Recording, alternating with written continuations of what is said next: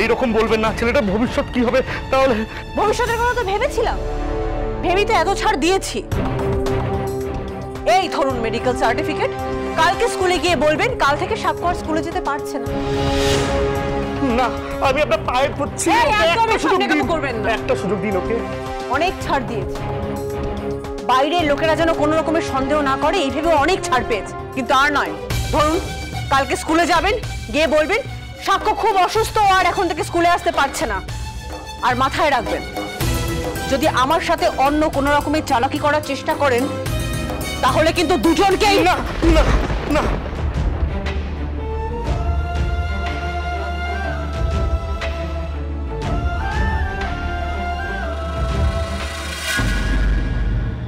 পারো সামনে বসেছে বুঝি তোমার পাশে?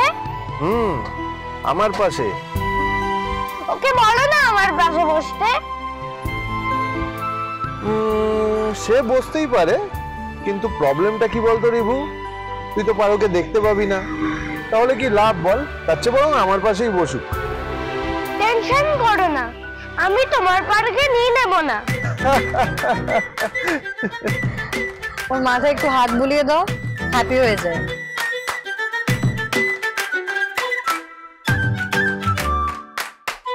পারো বললে তোমার এটা করতে? হ্যাঁ, পারো করতে বললো তো। হলো না, পারোর মতন একদমই হলো না। তোমার মতন কেউ পারে না, পারো কেউ পারে না তোমার মতো। Rivu, I am totally agree with you. পারো না থাকলে আমরা কেউ কিচ্ছু করতে পারবো না।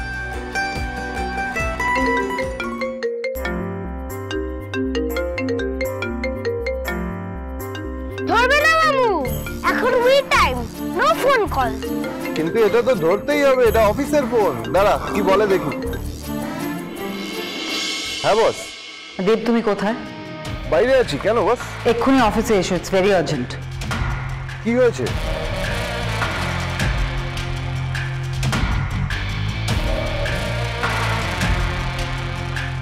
হোয়াট? আমি আসছি, আমি এক্ষুনি আসছি। ওকে।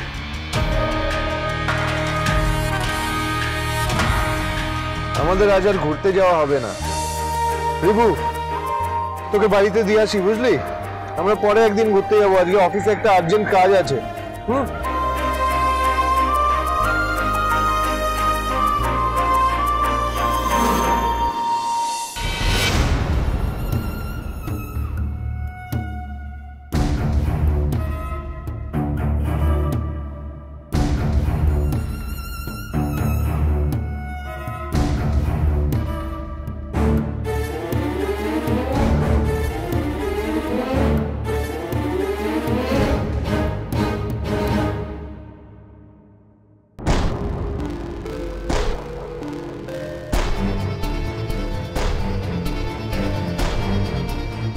না, নিরেট একেবারে।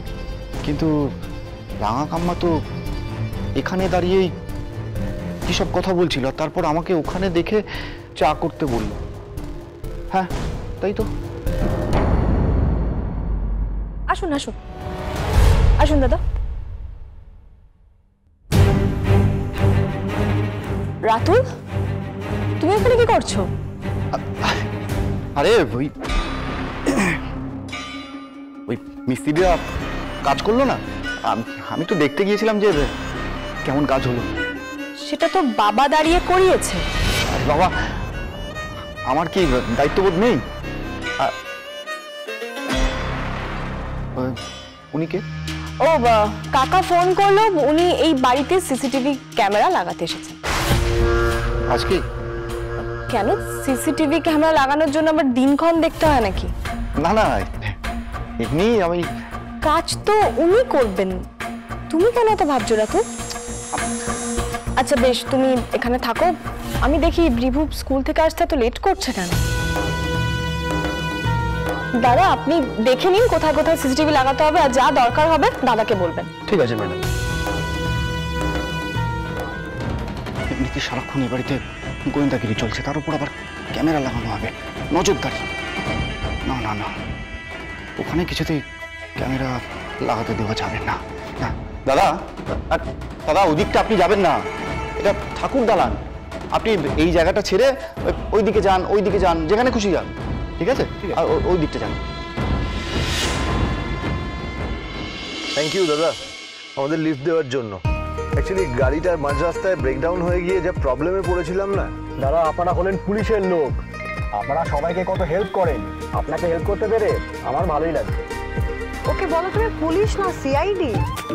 বাদ দে না, আমি শুধু এখন ভাবছি বস তো জানতো যে আমরা আশ্রমে যাচ্ছি, তাহলে এইভাবে ফোন করে হঠাৎ তাড়াহুড়ো করে ডেকে নিল। বড় কিছু একটা ঘটেছে বুঝলি তো, ফোনে তো কিছু ক্লিয়ারলি বললো না। আমি ভাবছিলাম কি তোকে দিয়ে রিভুকে বাড়িতে পাঠিয়ে দেবো আর আমি ডিরেক্টলি অফিসে চলে যাব, কিন্তু তুমি ভুলে গেছিলে আমি নেই, রিভু আমাকে দেখতে পাবে না। তুই আছিস এটাই আমি বিশ্বাস করি, আর সেই জন্যই আমার ভুলটা হয়। কিছু বলছেন স্যার? আমার না খুব তাড়া আছে দাদা, একটু জোরে চালাবেন প্লিজ। ও স্যার, আমার গাড়িতে যখন একবার বসেছেন তখন আমি ঠিক সময় মতো পৌঁছে দেবো। দেখেছিস পারো, তুই আশেপাশে থাকলে আমি কোথায় আছি কি কথা বলছি সব কেমন ভুলে যাই। কিন্তু আমি একটা গুড ফর নাথিং হয়ে আছি, একটা ছোট্ট হেল্পও করতে পারছি না তোমার। কেন এরকম বলছিস পারো? তুই আছিস বলে আমার সব কাজ কত সহজ হয়ে যাচ্ছে বলতো। এসব কথা বলে রিভুকে ভুলিও। আমি তোকে ভোলাচ্ছি না পারো, বোঝানোর চেষ্টা করছি যে আমি তোকে কষ্ট দিতে চাইনি। আমাকে কিছু বলছেন স্যার? কই না তো। তাহলে কার সাথে কথা বলছেন? ও আমি আমার নিজের সাথেই কথা বলছি দাদা। মাঝে মাঝে না খুব বড় কেস চলে আসে আমার কাছে, সেটা সলভ করার জন্য আমি নিজেই নিজেকে প্রশ্ন করি, নিজেই নিজের প্রশ্নের উত্তর দেই। আপনি বুঝবেন না, আপনি চলুন দাদা।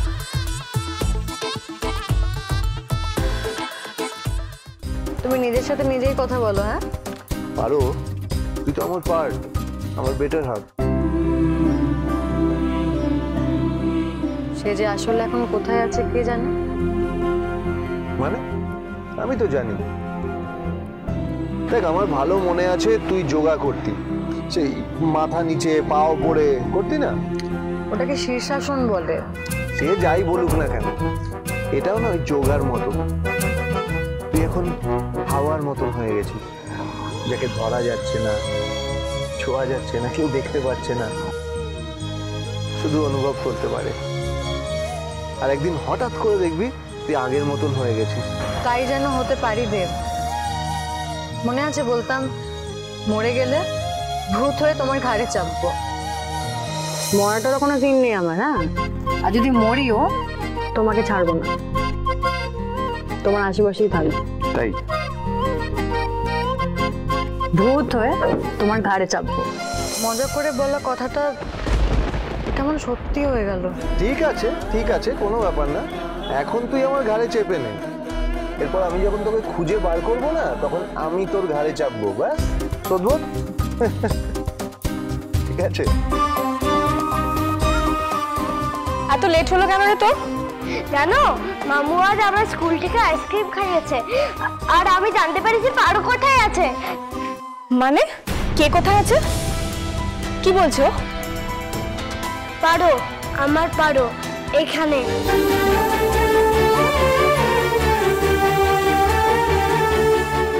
আবার তুই ওর মাথায় এসব কথা ঢোকাচ্ছিস? দিদি ও হ্যাপি আছে, এটা দেখে তোর ভালো লাগছে না?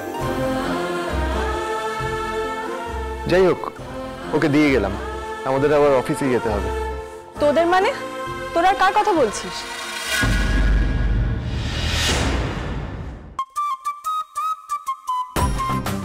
মামু তুমি না বোকা, নিজের সিক্রেট নিজে মুখ ফসকে বলে দিলে।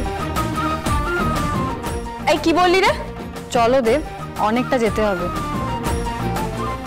দিদিয়া আমার না অফিসে যেতে হবে, ঠিক আছে? তুই একটু মাকে বলে দিস। হ্যাঁ, আসলাম আমি। ভাই শোন, আমি জানি তোকে বলা না বলা সমান, তাও তোকে আমি একটা ছোট্ট রিকোয়েস্ট করছি, প্লিজ ওকে একটু নর্মালি বড় হতে দে, তাহলে কিন্তু আমাদের এই বাড়ি ছাড়তে হবে। আরে সে কি বলছো কি? না না দেব, এসব কিছুই হবে না। আমার দিদি একটু ইম্পালসিভ, কথাটা ভেবে চিনতে বলে না কিন্তু, জানো তো? না রাতুলদা, তুমি এসব নিয়ে ভেবো না, দিদিয়ার কথায় আমি কিছু মনে করিনি। আমি আসলাম। হ্যাঁ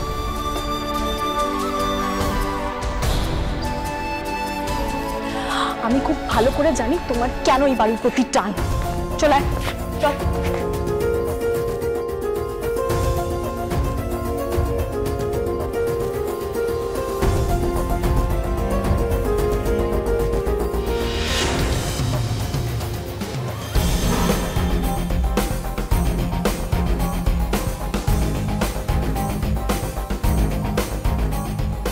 ক্যামেরা লাগাতে এসেছিল, লাগাক।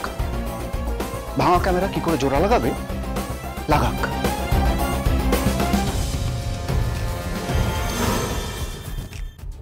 দেব, এই সময় প্রসাদ বিতরণ হচ্ছে কেন? ব্যাপারটা একটু অড না? আচ্ছা, ওই লোকটা আসছে, একটু জিজ্ঞেস করো তো। আচ্ছা দাদা, বলছিলাম কি হলো? আরে কি হলোটা কি? আরে পালিয়ে গেল কেন? এই প্রসাদের মধ্যে কিছু আছে পারো।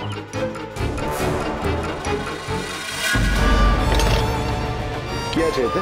কেন প্রসাদ আর কি থাকবে? প্রসাদ? দেখি কি প্রসাদ আছে। তুমি আশেপাশে থাকলে